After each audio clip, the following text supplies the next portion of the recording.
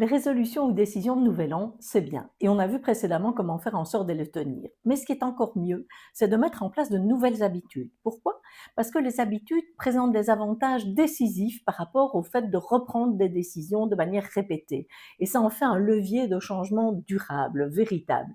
En effet, chaque décision mobilise des ressources attentionnelles et exécutives. Notre cortex préfrontal est en action et c'est un gros consommateur d'énergie. À l'inverse, une habitude automatisée s'exécute avec un coût cognitif minimal, ce qui libère de l'énergie mentale pour des tâches plus complexes. Le premier avantage de l'habitude, c'est donc moins de fatigue décisionnelle et plus de disponibilité psychique. Par ailleurs, les décisions répétées dépendent de notre humeur, de notre niveau de fatigue ou de stress, du contexte émotionnel, alors qu'une habitude bien installée fonctionne même lorsque la motivation est basse parce qu'elle ne repose plus sur un arbitrage conscient.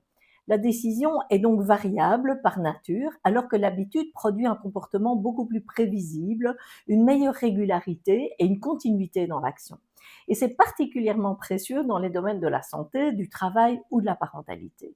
L'habitude permet également de ne pas devoir faire appel à notre volonté, qui est une ressource limitée.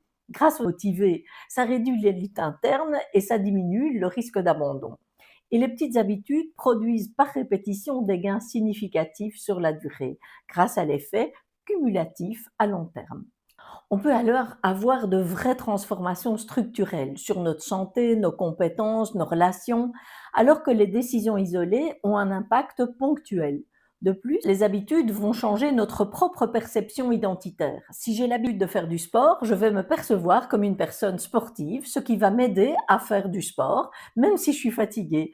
Car nous sommes à la recherche d'une cohérence identitaire et ça renforce l'auto-efficacité et la confiance en soi. Les routines sécurisent, structurent, apaisent, parce qu'on a moins de décisions, donc moins de rumination, moins d'hésitation, moins de conflits internes et donc une réduction du stress. C'est pourquoi travailler sur l'installation d'habitudes est souvent beaucoup plus efficace que multiplier les injonctions ou les choix conscients quotidiens. Et nous verrons la prochaine fois qu'il n'est pas si difficile de transformer des décisions ponctuelles en de nouvelles habitudes.